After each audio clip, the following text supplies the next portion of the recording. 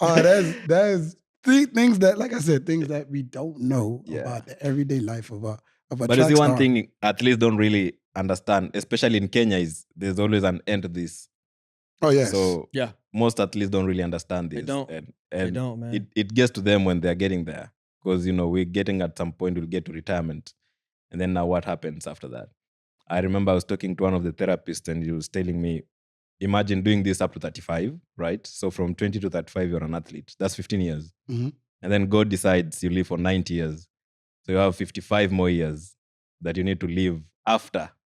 So what have you done between 20 to 35?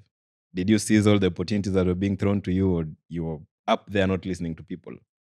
That's why I have all these things around me, because I understand there's an end to everything. And as an athlete, I'll get to retirement at some point. So at least I have my backup plans. That is definitely a valid point that a lot of young track and field athletes don't consider because they feel like they can run forever. Yeah, so that's the problem. And then the money in track and field comes so quickly. Yeah. And some of them spend it so quickly, they don't think about tomorrow. So you have some athletes who are just running for a check now because they have nothing else. Exactly. You know what I mean? To move on. It forces them to stay in the sport. Yeah. Even when they don't love it no more. Yeah, exactly. Yeah. So that's definitely good. Hopefully that's a lesson that a lot of the younger athletes can definitely take. And they should put that with pride. They should not be proud of themselves, because I see that in Kenya a lot. And you get a sprinter running like 10-3, 10-4.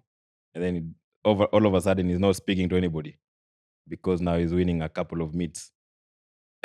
So like big dog. Big dog. Big dog. I'm like, big dog. guy, you haven't even gotten to half of where you're going. Yes. So whatever you have right now is almost nothing, because you can't even get to a meet with a 10-3, but now you're out here like you're the big dog. Yeah. So even across the world, they should just be humble. At some point we'll get to the end of this, and then what? Absolutely. Yeah. Every African athlete I've ever met has always have a great level of humility. No matter how great they are, is from David Rudisha to you to Ricky Fredericks. Yeah, everybody. Man. They're always super humble, and they kind of downplay themselves a little bit. I think it's because we understand where we come from. Because you see, for me, I've lived a life of surviving on like $1 a day to a life that I can book a flight, I can book a ticket tomorrow and go wherever I want. So I've lived those kind of lives, and I understand that I don't want to get to where I started, because it's painful back there.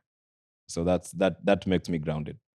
So I think it's a thing for African athletes, because our backgrounds are something else. Because if you think about where you're coming from, then there's a time I put a quote on Twitter and so many people liked it. It says, we come from humble backgrounds, poor families, old towns, and we are not here to compete with anybody. We just want to change the storyline. That's exactly what you're doing. Oh, you definitely did that for yourself. Yeah. Where's that at? I want to take that. Hold on. I need to caption that one. That's we can pull it right from the tape. tape. It's on Twitter. It's on my Instagram. Yeah, we're gonna pull that right from the tape. That's the tagline. Bro. We're gonna put your name under it. We're gonna be like Ferdinand Omanyala. That's a quote. Yeah. You don't want my 10%. Okay. Watch out, boy. He gonna arrest you, boy. Hey, look, Until I say release. In my realm, I could pretty much handle myself, but he looked a lot stronger than me. I seen him in the weight room, so Yeah. When we say over there, I'm gonna have to put that steel on him. I ain't fighting. Yeah, God, bro, you got the steel in the hip already. Oh, yeah, you got the steel. I told you that. You ready? Oh man! So now